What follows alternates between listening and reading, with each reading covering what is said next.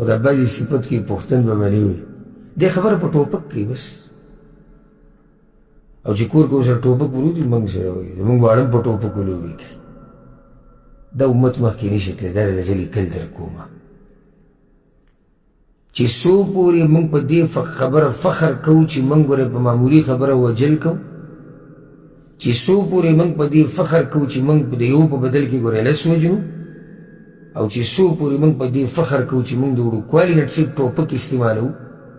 نو دا قوم دا امت مخکې نشي تللی دا د زه لیکل در کومه په انچ ځمکه باندې یو سړی وجني دا قوم به مخکې لاړ شي دومره ارزانه شوې ده زموږ په منځ کې د مسلمانانو وینه ډزه ډزه چې چلې لکه وایي دوی وایي چې دا پوټ ځمکه زما ده الله اکبر زه خپل ځاني دا یم که ما سره یو سړی ونښلي یعنې زما به څه ښه اخلاق یو څه دغه وي خو هسې یو سوچ یعنې یو سړی ما سره ونښلي چې نه دا انچ ځمکه زما ده انچ دومره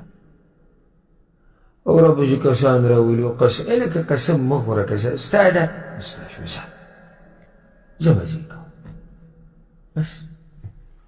که دوکې را کړي دروغ یې ویلي قیامت په ورځ ولې ورسېدي په انچ باندې به زه څه وکړم پوټ کته شو پوټ بره شو لار زما او لار ستا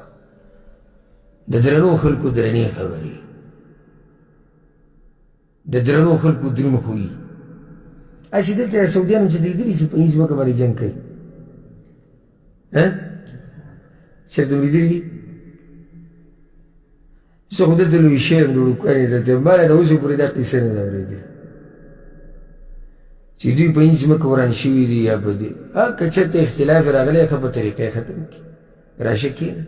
نه حل کېږي زه قاضي پسې به لاړ شو قاضي وایي چې الله بھائی ما سره دا دلایل دلایلي خبره داسې خبره ختمه شوه ځئ زمونږ د انچ ځمکې د لاسه ما ته دا قصه معلومه ده زمونږ کلي ته نږدې یو کلي کې دا واقعه راپېښه شوې ده مخکې یو څو کاله مخکې د یو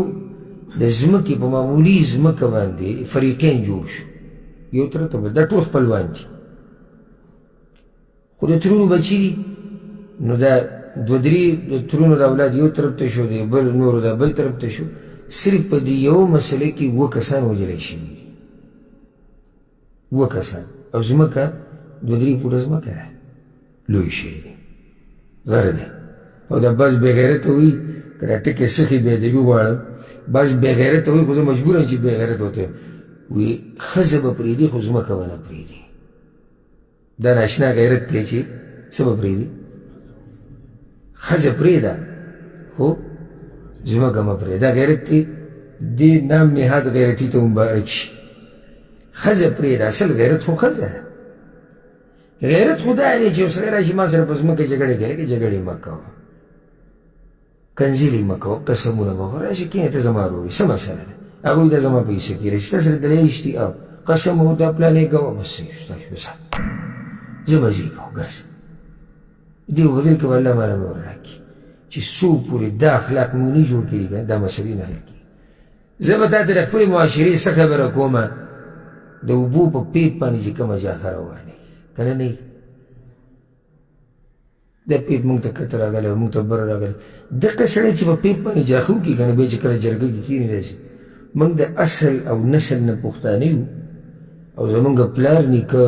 سره دومره جایداد او ما ولیدې ته څنګه پښتنې په دومره پیپ باندې دې جګړه شروع کړې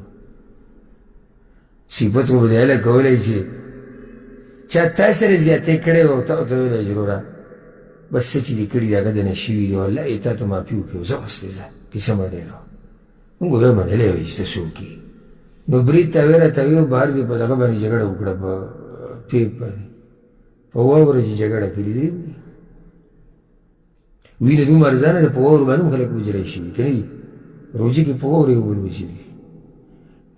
دا خلک به الله له څه جواب ورکوي چې قیامت په ورځ کله الله ته ودرېږي اولني فیصلې دې باره کې کېږي